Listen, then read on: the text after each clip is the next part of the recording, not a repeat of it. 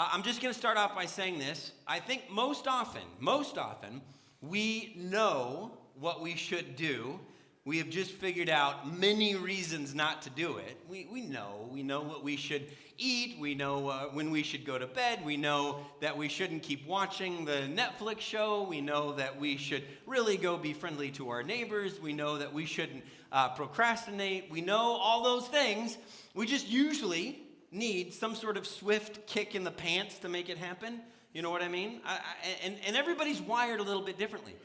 Some people, I don't mind it when somebody comes up to me and is like, Patrick, you can do better. And I'm like, that energizes me. I've discovered that for some people, to say you can do better, it totally demotivates them. They're like, oh, you think I can do better? Well, I'm going to prove to you that I cannot do better. And other people, you tell them that they can't do better, and that totally energizes them. People are so weird.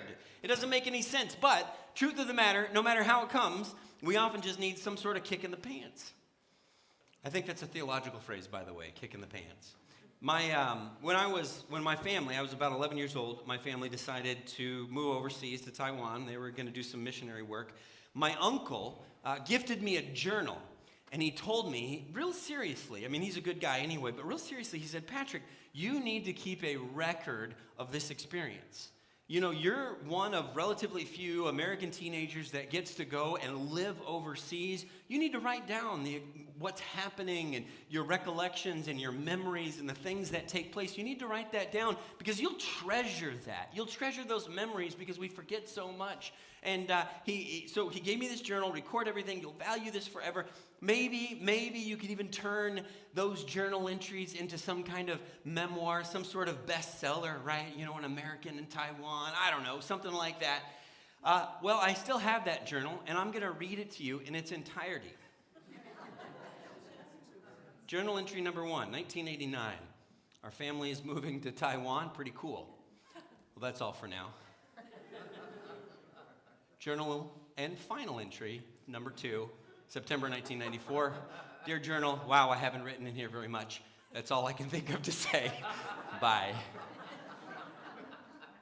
What word is the opposite of consistent, determined, faithful, habitual? What's the word that's the opposite of that? Because that is what I am. I excel at the opposite of consistent and determined and persevering and faithful and habitual. Today, I just want to orbit this one idea all morning as we're digging into what we're talking about, and it's just simply this. A life well lived is defined by ordinary faithfulness. A life well lived is defined by ordinary faithfulness. We're in the final leg of our Torah journey. We are 10 of 12 weeks into this. This is pretty incredible. And I know some of you feel a little embarrassed because you slip behind and you're like, Patrick, I'm still in Genesis. And it's okay. Any reading you do is awesome. If you just get a couple verses, I'm happy with that. If you are in Deuteronomy, as the journal charts us to be, I mean, gold star, you get to sit in the front row at church. That's incredible. That's really amazing if you've come that far. But what we're trying to challenge our church to do is read through the first 5 books of the Old Testament, which tend to be flyover country for most people. They start to read, and the Genesis stuff can be pretty interesting, but you get into Numbers and you get into Leviticus, and then there's these genealogies and there's these rules, and it gets confusing, and some of it's off-putting, and some of it reveals these stories that we don't know what to do with because there's this violence, or God asks people to do things that it seems inconsistent with his character, and so sometimes people just like say, I'm just going to skip that, I'm going to stay in the Psalms, or I'll stay in Proverbs, or just stick with the Old Testament. But we're doing it. We're in week 10 of week 12, and there's definitely been some challenging parts. So what we're going to do today is talk about the final book, and we're going to give you some tools to kind of grab hold of what's going on in this final book. And then in a few weeks, we're going to celebrate Easter Sunday. And I'm telling you, you're going to have a deepened appreciation for the sacrifice and the death and the resurrection of Christ because of what you've read through the Hebrew Bible. So, as you wade into Deuteronomy, here's the setting. So if you're not there yet, that's okay. Just file this stuff away. They are standing on the banks of the Jordan River from the east side, and they're looking into the promised land. They've been camping for 40 years. I don't want to be camping for 4 days, much less 40 years, unless camping involves like a cabin or a hotel. Then I'm totally fine with that. I'll go out and I'll hike and I'll sit around a fire and then I'll go sleep in a normal bed. They've been camping for 40 years and they're on the banks of the Jordan River and they can see it and they can smell it, they can taste it. It is time. They are ready. You can imagine they're primed. You're imagining they're probably having to hold some people back, like, hang on, we got to get our act together before we go over there. Now, if you're caught up with the story, you know that Moses, unfortunately, has been told he's not going to be allowed in. And it's a sad, tragic tale, but he's not going to get to go over there. And he begs God a couple times, like, please let me. And God says, no, this is not the plan for you. This is not how it's unfolding for you. So Moses knows that he's not going to get to go. In fact, Moses realizes it's the end of his life. And so he's got this crowd of people looking out over the promised land. And he stands up one last time to talk to them, to give them a rallying cry, to give them a speech. And the entire book, this is wild to think, the entire book of Deuteronomy is Moses' final words. It might even be one long speech, essentially. The whole book, all 34 chapters. There's a couple details in there, but for the most part, it's literally Moses verbalizing, this is what I want you to remember as you move into this land. It's his personal perspective, his take, his insight. Now, Deuteronomy is also the second law. The second law. And some of you are like, the second law? The first time it was hard enough. Why are they talking about the law again? Well, remember, this is 40 years after the first crowd, the first generation had been told by Moses from God what God's expectations were. It's 40 years later. Now, I don't even know that some of you remember what I said last week. So it's no wonder that Moses could get up and reiterate God's expectations to them, to a totally new generation 40 years later. It's not that strange. We read it and we're like, man, I just read this a couple books ago. What's going on? And by the way, most people that Moses was talking to didn't read or write. It was communication was all verbal. They didn't have PowerPoint. They didn't send out emails. It was all verbal, and repetition was important. By the way, when you're reading the Hebrew Bible, specifically when you're reading these first 5 books of the Bible, pay attention to what gets repeated. That's like highlighting. That's bold. Those are headlines. Pay attention to what gets repeated in the text. And then this Deuteronomy, this is fascinating. I think this is amazing. It's the most quoted book by Jesus. The most quoted Old Testament book by Jesus. You know the story of Jesus' temptation in the wilderness. You remember that? He had 3 temptations and he had 3 responses. All 3 responses were direct quotes from the book of Deuteronomy. So as you read, note, oh, that's where Jesus got that. That's where Jesus said that. And then finally, Deuteronomy is a serious kick in the pants. That's the technical term again. This book is kind of like a Herb Brooks pregame speech. You remember the movie Miracle? I mean, this is a true story. Winter Olympics, 1980. Nobody expected the American hockey team to do anything, but Herb Brooks got the guys together in the locker room, and he just gave them the speech of the century, and they went out and they won gold. You remember that story? It's a movie. If you haven't watched it, you should watch it. It's just like, I don't even play hockey. I don't even really understand hockey. And I watch that movie and I'm like, beat the Russians, you just get so wound up. It's such a good speech at the beginning of that movie. This is actually a picture of Kurt Russell. Some of you are like, that's not Herb Brooks. This is from the movie, Kurt Russell. Great moments are born from great opportunity. So you can imagine Moses wearing, plaid pants and a wide tie, getting up in front of everybody and saying, listen, everybody, this is our moment. Great moments are born of great opportunity. But Moses' whole thing, the truth that he's going to center around the whole time is this idea that a life well lived is one defined by ordinary faithfulness. And he's going to say, I don't want you crossing this river and going into this new place and forgetting about God and forgetting God's expectations and forgetting what God has done. Because it's a true danger. It's a real danger. Now, Moses, as he gets up to do his pregame pep talk, does not use the Herb Brooks, you got this method. There's no gentle parenting here.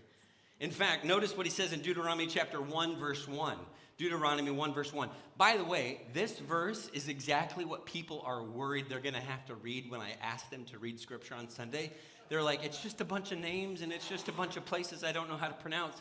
I just say make it up. But I'm going to pronounce these all correctly, just so you know. This is the proper pronunciation.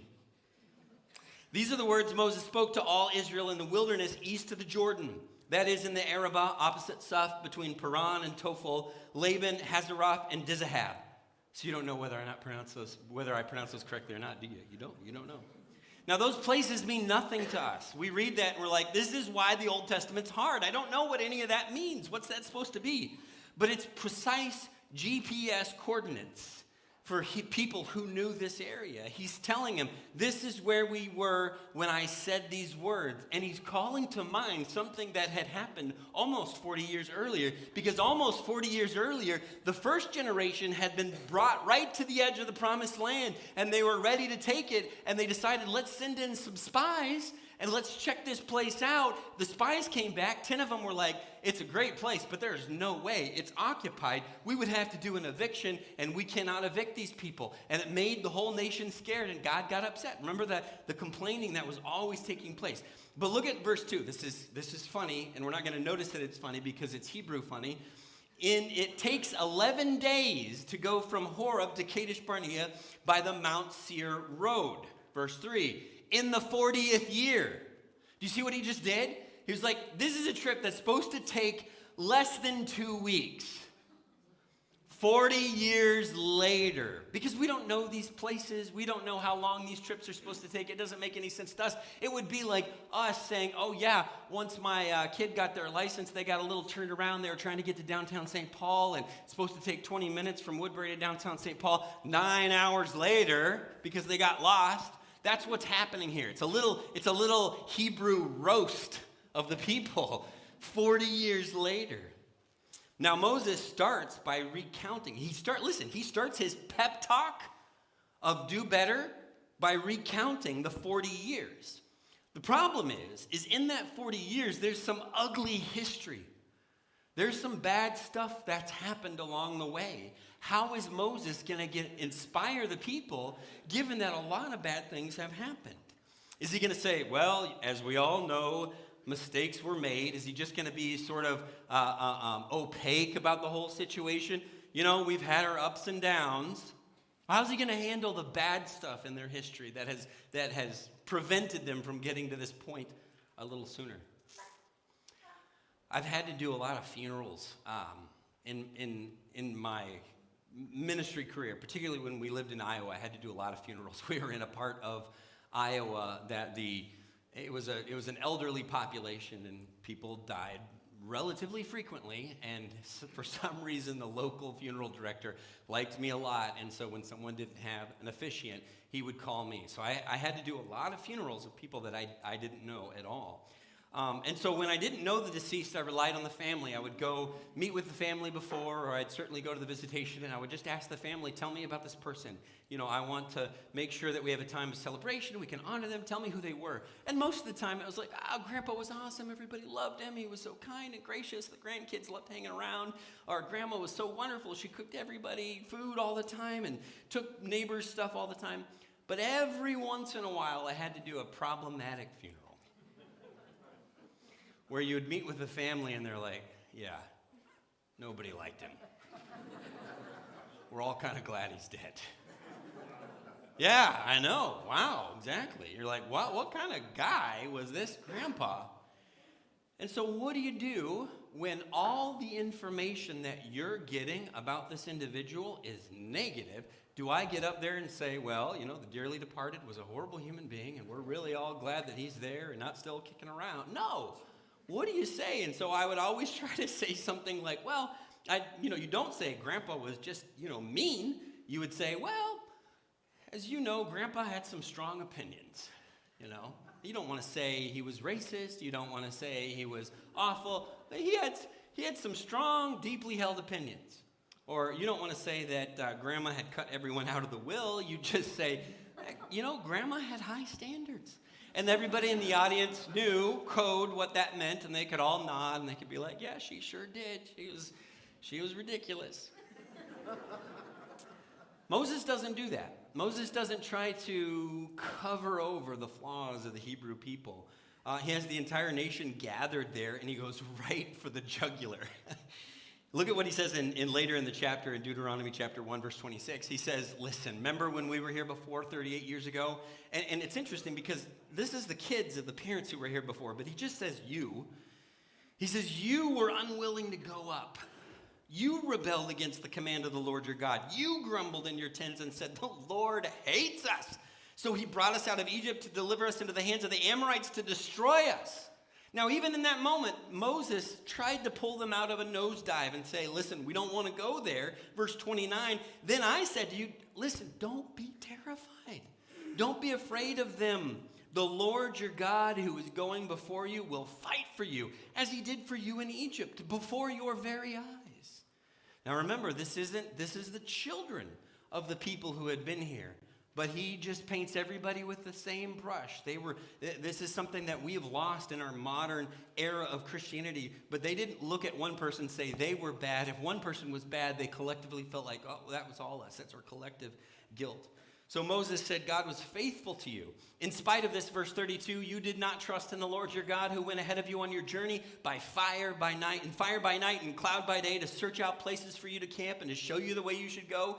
When the Lord heard what you said, he was angry and solemnly swore, no one from this evil generation shall see the good land I swore to give your ancestors. It was a black mark on their collective history. And Moses starts his pep talk by reminding them of that. This is not Motivation 101. This doesn't feel like a Tony Robbins seminar. This is like, what are you doing, Moses? I was thinking about this, like what if, I don't know, what if I use this as a parent? You know, I was trying to get Liam to dive off a high dive or something, and he does, and he just belly flops right on his face. He's red from head to toe, and I said, whoa, buddy, that was a disaster. That looked like it really hurt. Boy, I hope that doesn't happen again. Let's get back up there. It would be a tough way to motivate him. That was awful, buddy. I was thinking about if, there's been times where I've had sermons, maybe more. I think that it happens more frequently maybe than other people do, but where I've like bombed a sermon, which I know sounds weird because how do you bomb a sermon? But when it just felt irrelevant, it felt like it didn't matter, it felt like everybody was asleep or whatever. And what if I felt terrible about how a sermon went and I go home and Corrine was like, oh, Patrick, I don't know if this is the career for you. I don't know. I do not know if you should get back up on that bike and ride. I don't know. It might be time to hang up the hat. Well, good luck next Sunday. Well, that would not inspire me. But that's essentially what Moses is doing here. Why does Moses immediately remind them of their failure? Why does he do that? Why does he do that? And it's important that we understand this. Their failure, the collective Hebrew people's failure, was important to the point that he's trying to make to the whole book. Look at what he says, how he wraps up this little section, Deuteronomy 1:36. All of you were kicked out except Caleb, son of Jephunneh. He will see the land. I will give him and his descendants the land he set his feet on. Why? Because he followed the Lord wholeheartedly. Moses is saying, okay, class, what's the difference between that entire generation and Caleb? The way he followed God, his faithfulness. Right from the beginning, right from the first chapter of Deuteronomy, a life well lived is defined by ordinary faithfulness. What is ordinary faithfulness? We're a smart enough audience to know what ordinary faithfulness is. But Moses is going to show us anyway. The most single well-known passage from Deuteronomy, and maybe, honestly, maybe the most single well-known or well-used phrase in religious history, not just Hebrew religious history, but in all of religious history, is in Deuteronomy. And it's in Deuteronomy chapter 6, verse 4, where Moses says this phrase that the Hebrew people turned into a daily prayer, recited to this day, has been recited for millennia, where he says this, hear, O Israel. Hear isn't just listen, it's like listen, respond, obey. Hear, O Israel, the Lord our God, the Lord is one. Love the Lord your God with all your heart and with all your soul and with all your strength. These commandments, and there's going to be a lot of them in Deuteronomy, that I give you today are to be on your hearts. Impress them on your children. Talk about them when you sit at home and when you walk along the road, when you lie down, when you get up. Tie them as symbols in your hands and bind them on your foreheads. Write them on the doorframes of your houses and your gates. Now, there have been hundreds, thousands, millions of sermons written about these words because Jesus reiterated them later in the New Testament when someone said, hey, what's the greatest command? He said, it's love the Lord your God with everything, which is why we know Jesus quoted the book of Deuteronomy more than just about anywhere else. So we could spend weeks isolating, well, what does it mean with all your might and all your heart and all your soul? And that's fine. But I think what Moses is just saying, kind of in a fancy, flowery way, is he's just saying, hey, love God with everything. And I heard it put this way, and I thought this was so good and so memorable. Ordinary faithfulness is this. It is all of life for all your life. That's what Moses is saying. Every bit of who you are and what you do is to be an act of love to God for the entirety of your existence.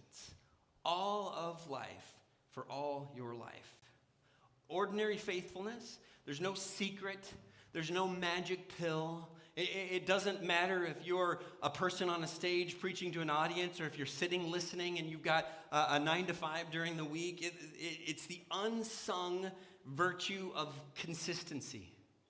Just every day deciding that with this day, I am going to love and honor and obey God. That's all it is. I'm going to wake up and I'm going to pray. And I'm going to honor my spouse. And I'm going to love my family. And I'm going to parent. And I'm going to deny sin. It's just doing that every single day. That's what it is. That's what it is to love God. I'm going to tell you an offensive story. And it's not offensive because it's inappropriate for church. It's inoffensive because you're going to be mildly annoyed with me for telling it. Because it's going to feel like I'm indicting some of you.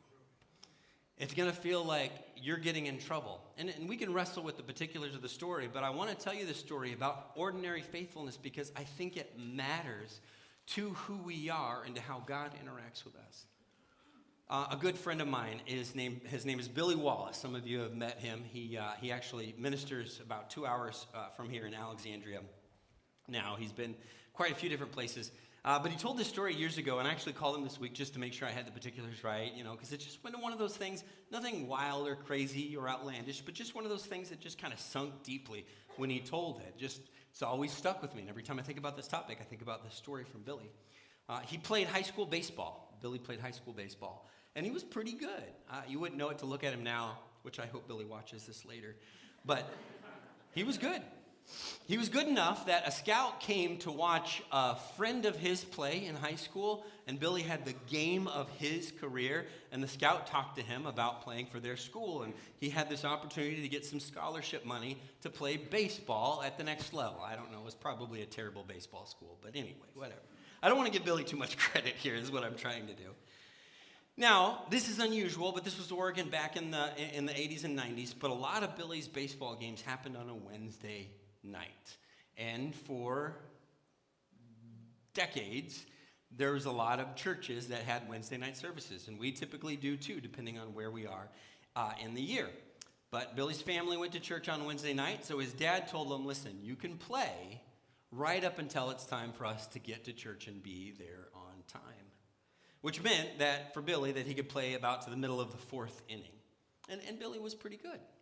He was pretty good. He was valuable to the team. So about the middle of the fourth inning, his dad, who was sitting in the stands, would give him the signal, and Billy knew it was time to go. And Billy hated it. He hated it. He hated abandoning his team in the middle of the game. He hated the fact that, can't I just stay? Can't we just get to church late? And the value system that his parents had at the time were like, nope, this is our number one priority. We are going to abandon baseball for Wednesday night services. And again, this is the part some of you are like, oh, you could debate that. I understand that. But Billy hated it. He hated it. But Billy knew that his dad was an immovable force. There was no arguing with him. And so Billy would do everything he could in his, in what little power that he held to make it clear to his father and everybody around him that he was not on board with this decision. He would leave the dugout. He would be dragging his stuff behind him. He would be slouching. He would intentionally not bring a change of shoes so that he would have to wear his cleats at church, and it would make the loudest possible noise on the linoleum floor. So every step was, I don't want to be here, don't want to be here, don't want to be here. Everything he could do to let everybody know that he didn't want to be here. In one game, Billy, he was 15 years old at the time, and he happened to be pitching, kind of a rare opportunity, and he was pitching well. His team was up 2-1. At the bottom of the fourth inning, his dad gave him the signal, and Billy knew. There's no arguing. Starts trudging towards his dad's truck, and the coach said, Billy, please don't leave. Please don't leave. I don't have anybody else that can pitch. But Billy is like, shrugged his shoulders. What is he going to do? He finds out at school the next day that his team lost 20-2. Lost 20-2. He hated it. Now, we can debate the merits of skipping baseball for Wednesday nights, and everybody has to work out for themselves how their faith is going to define their lives. But listen, some of you let other people and other influences define that for you, and you should not. You should make that decision. You should not let anybody else tell you how you are going to live out your faith. But you do. Because maybe faith isn't, the ordinary faithfulness isn't central to who you are. Maybe. And this is the part I told you, you're going to be offended. Patrick, well, you don't know our circumstances. I do not know your circumstances. I don't know what's going on in your lives. But this is the part we can debate and we can talk. Every family has to work that out. But Billy's family believed that this is what ordinary faithfulness looked like. And Billy's dad impressed that upon his children as they drove to church and as they were at home and as they argued about whether or not Billy would leave in the fourth inning. Billy's dad did the Deuteronomy 6 thing. And by the way, some of you are like, well, yeah, but you're going to make your kid resent church. If you make them do something they don't want to do, they're going to resent it. Do you make your kids brush their teeth? Do you make them take showers and baths? I mean, do they resent it? Yes, some of them resent it very much, but you make them do it anyway. Not only did this practice not push Billy away, when he graduated from high school, he didn't go play baseball. He went to Bible college, and he has given his life to ministering. Because for a period of time, his parents had to be his faithfulness. Because he wasn't. That wasn't who he was. He's worked his entire adult life doing this. One of my closest friends. He's got a lot of mileage out of this story as well. I don't know what it's going to look like for you, but I do know that a life well lived is defined by ordinary faithfulness. All right.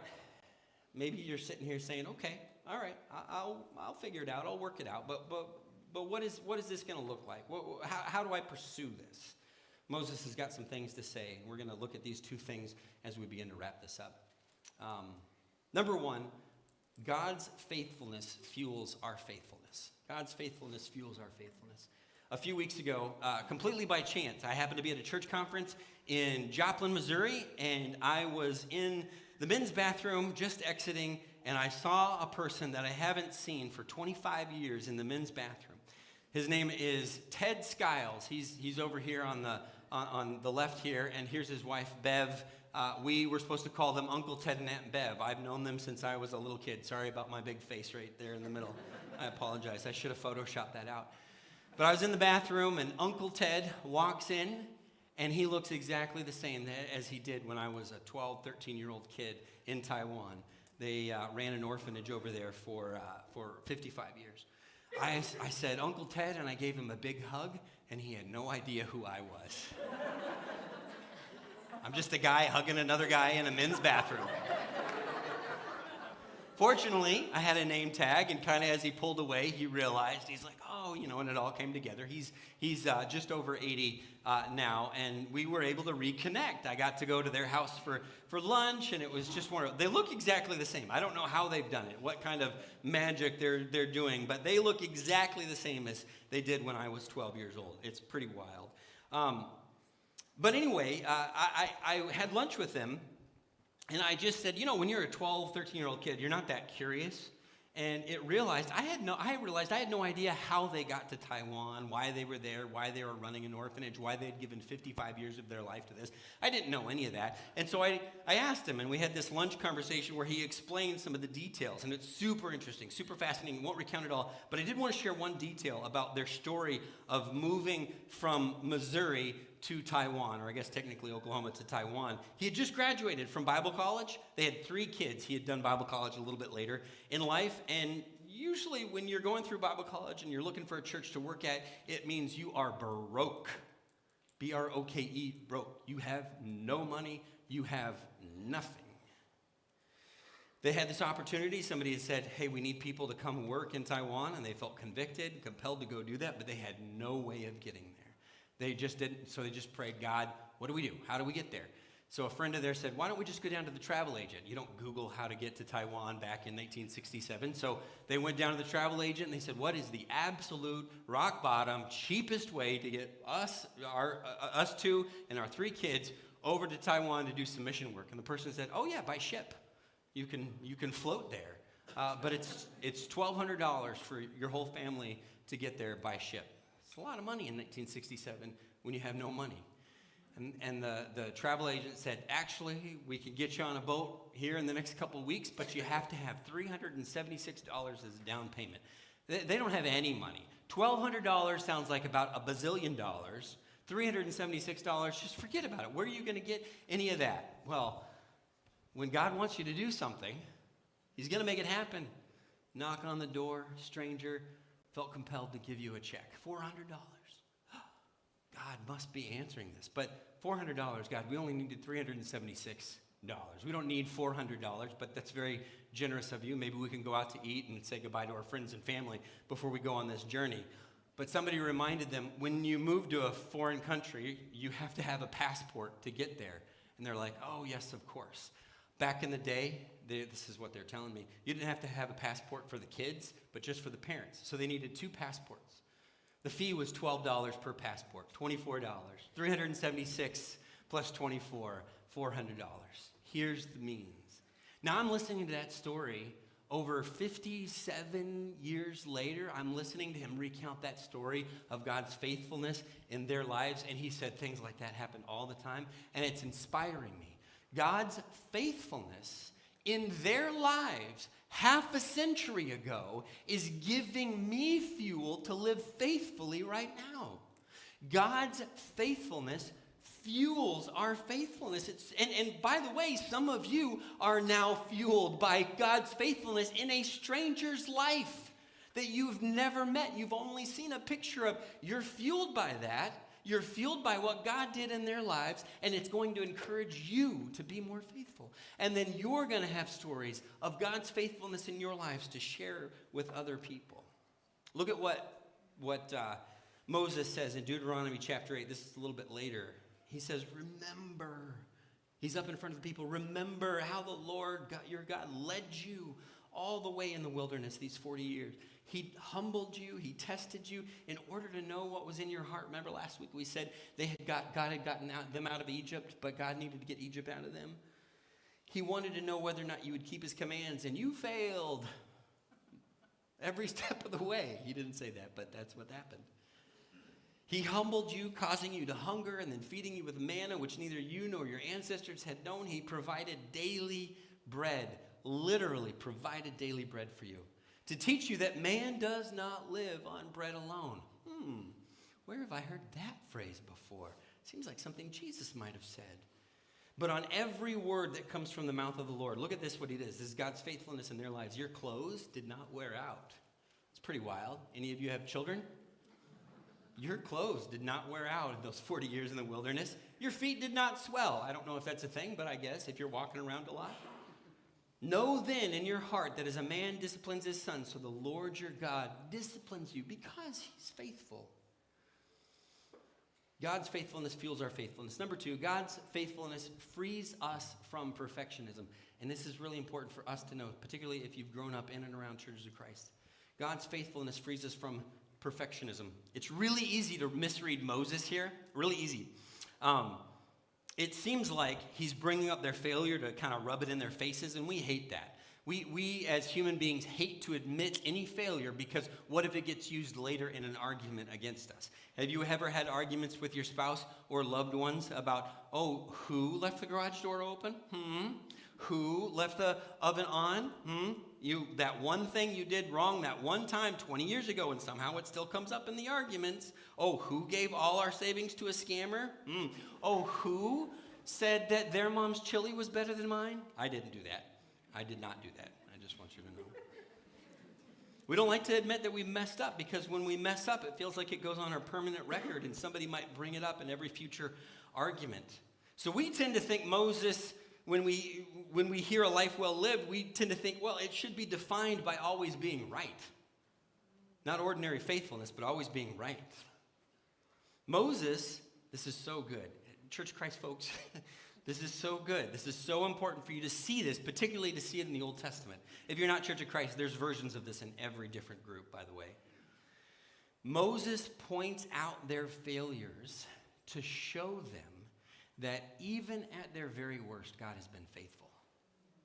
Even at their very worst, God has been faithful. This is crucially important, and this is the part, as I'm writing notes and I'm studying, this is the part that I'm like, I want our church to hear this. I'm so sad that there are people driving and aren't hearing this, and people on spring break that aren't hearing this, and I hope they listen later because this is what our church needs to hear. Perfectionism, which I think is closely related to fundamentalism and legalism, is always a dead end. Because when Christians in those kinds of environments inevitably mess up, because we mess up, perfectionism says, oh, there's a flaw in my track record. I have to do one of two things. One, I could never, ever, ever admit this to another person. I can never confess it, and I can never experience the joy of repentance because I can't confess this sin because somebody's going to hold it against me. Or if my sin does get out, if I do mess up, well, now I've messed up. Why try? Why try to dust myself off and get better and do better next time because I've messed up once? And now there's a flaw. There's a black mark on my track record. Listen, God does not love you because of your perfect track record. He never has. God does not love you because of how you present to other people. And just because you can fool somebody into thinking you've got it all together, that doesn't make God love you more. God's not confused by that. Is God giving the promised land to Israel because they're so good? No. Look at what he says, Deuteronomy 9:5. It is not because of your righteousness, let's make this very clear, people, or your integrity that you are going to take possession of the land, but on account of the wickedness of these nations, God is judging them. The Lord your God will drive them out before you to accomplish what he swore to your fathers, to Abraham, Isaac, and Jacob. What's God saying? That he is faithful. Now, just in case there's any confusion, he says it again, verse 6, understand then, it is not because of your righteousness that your Lord your God is giving you this land to possess, for you are a stiff-necked people. It is not because you're good, it is because God is good. It's not because you're perfect, it's because God is perfect. None of us are here because we're good. What's the line, Freddie Mercury? And bad mistakes, I've made a few, right? That's us. We're only here because God is faithful. And the New Testament authors picked up on that theme. And there's several places they say this. Paul says this one time, that if we are faithless, he says it in 2 Timothy, if we are faithless, God is faithful, for he cannot disown himself. So God is not looking for perfection. By the way, God is not looking for perfection because he already took care of perfection in Jesus Christ. God is looking for faithfulness. Let's wrap this up. I've already gone over time, but man, I felt like you needed to hear some stuff. I still feel like you need to hear some stuff. I got some more stuff to say, but we're going to have to save it for some other time. We usually know what we should do. We usually do. We're just not doing it. We lack desire. We become distracted. We need someone to come along and give us a good kick in the pants. We need someone to come along and say, listen, you got to get it together. And there will be a point when it matters. This idea of ordinary faithfulness, a life well lived is defined by ordinary faithfulness, because there's a particular verse that's been ringing in my mind this whole week, and it's Matthew 25:23, where Jesus, telling a parable, invites the servant, well done. That's the words you want to say, you want to hear said to you at the end of your life. Well done, my good and perfect servant. My good and faithful servant. We're going to close in a song. I'm going to invite the praise team to come back up, and we're going to stand and sing a song called Step by Step. And that's what it is. It's ordinary faithfulness, just one step at a time. You're not trying to run the whole marathon right now. You're just taking one step at a time, one foot in front of the other. And so you have to ask yourself, what is the next step for you? What is the next brick in the building of your life that God is calling you to? Step by step. Let's stand together as we sing.